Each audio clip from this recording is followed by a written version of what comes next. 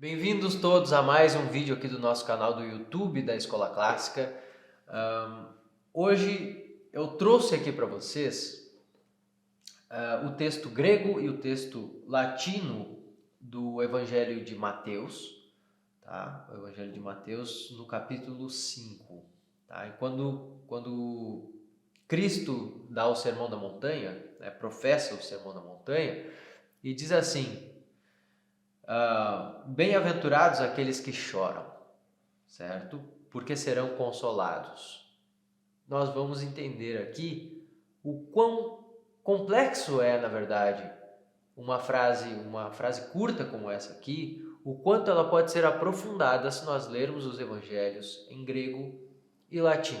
Então fiquem aqui se quiserem saber tudo sobre este versículo tão pequeno e tão rico, tá? Curtam aqui o nosso vídeo, inscrevam-se no canal, participem aqui do canal da Escola Clássica e divulguem também, tá? Que isso nos ajuda bastante. Muito bem, pessoal. Vamos lá. Olha só, nós estamos no versículo 4, tá? Do Evangelho segundo Mateus, em que nós temos na nossa tradução, nas traduções comuns para o português, nós temos isso aqui, né?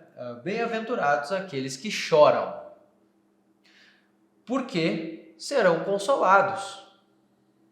Tudo bem, eu acho que dá o sentido de que quem chora será consolado.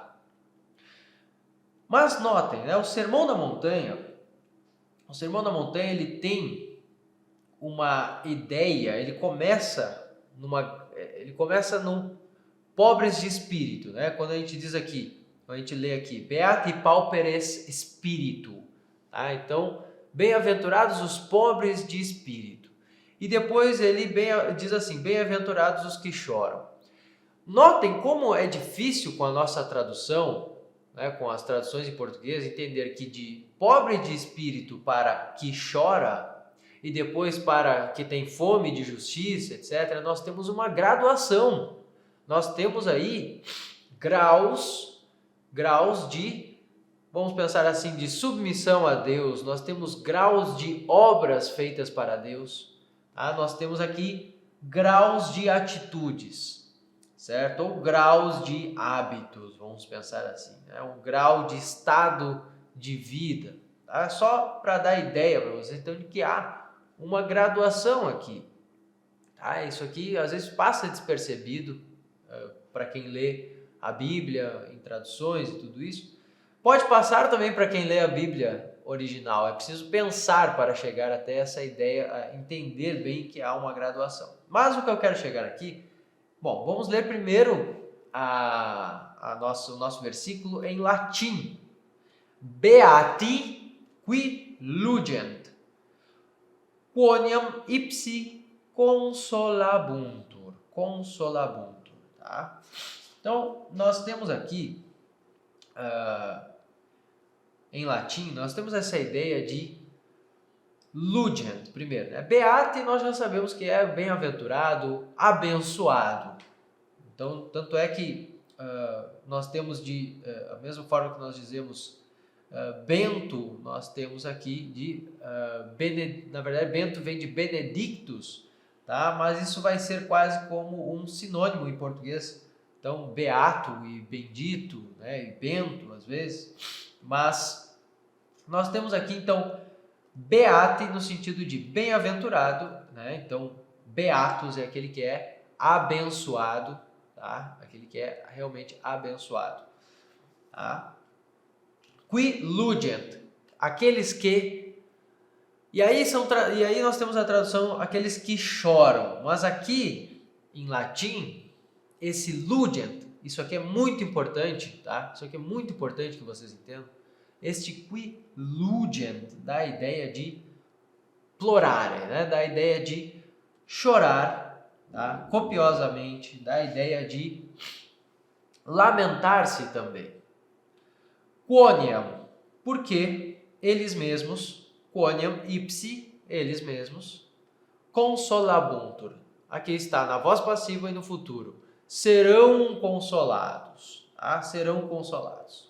Em grego, nós temos algo, aqui eu quero chegar então no nosso texto em grego, como uma chave ainda para entendermos mais profundamente esse texto. Makarioi, makarioi. O que quer dizer então makarioi? É o mesmo que beate, o mesmo que bem-aventurado. Mas lembrando que esse makarioi nos lembra aquela palavra, nos lembra, por exemplo, haire, né? Nos lembra aquela palavra que quer dizer alegra-te ou alegria, né? Então, serão alegres, makarioi, serão abençoados, terão alegria. Hoi pentuntes, aqui ele usa um particípio para expressar esse qui ludent do latim, que em latim, por algum motivo, a Neo Vulgata não escolheu escrever ludentes, por exemplo, porque não faria o mesmo sentido, talvez. Não seria possível gramaticalmente fazer assim no latim, mas aqui em grego ele escreve hoi pentuntes, e isso quer dizer justamente aqueles que choram, mas são aqueles que se lamentam.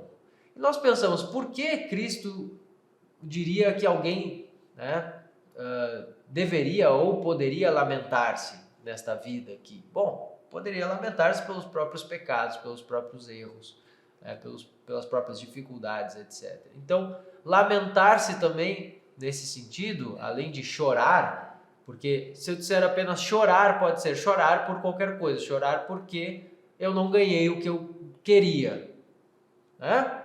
Chorar porque eu não ganhei o que eu queria. Mas pode ser aquele choro, pode ser aquele lamento de quem reconhece os seus defeitos, reconhece as suas limitações, etc. Aqueles que reconhecem que não podem avançar, aqueles que reconhecem algo para o bem.